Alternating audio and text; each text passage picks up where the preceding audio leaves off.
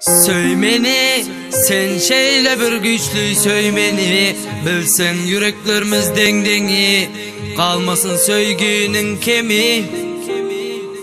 Söymeni, sen şeyle bir güçlü söymeni, bilsen yüreklerimiz dengdengi, kalmasın söygünün kemi. Kalmasın gözülüm söygün kemi, söygüsüz ümitsiz alamak demi. Sen için kurnacak çarşangıda cengi, bolmasın gok kalmagal, söygü satılanık almakal. Bu duygu gelip geçemek mahal, bol söygü olmalay müslüm ahmal.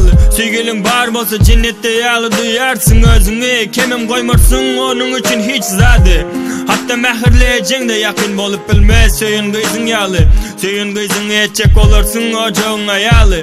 Yöne söygü her kime de verilanık, ol duygu dolu dünya arzu huyalı. Aşıklar yaz ya onu eli kalımsiyalı, ola kolmacak in acayip şehir yalı. Mecnun'u deli derviş edenim Leyli. Söyün kızım gözölüm değilsene bana meyli. Ettireyin sana aşık dünya seyli. Mecnun bolayım senin benim için Leyli. Aşıkların keşfinde, aşık yüreklerin birlikte. Demimim yetenek sensiz, söylerim seni yeketek. Ne bugün Valentina gününde, sana söygümü ısrarım ederim köpçülükte.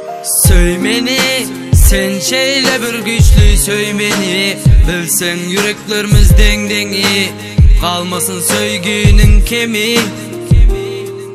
Söymeni, sen şeyle bir güçlü söymeni, bilsen yüreklerimiz dengdengi, kalmasın söygünün kemi. Men istemen aşık bollum, şirinme perhat bollum. Zöhrü üçün tahir ollum, gülmü taptım bilbil sayrıdım. Göğürüp sollum, endi näme bolly sana düşünemek gülüm. Sana dünya duygular yürek içinde in özel. Dünya meserep yokluğun zengzeli, akılma sögen her cengeli. Gelsere sensiz dünya cengeli, yetmek nesip etmedi söygü menzili.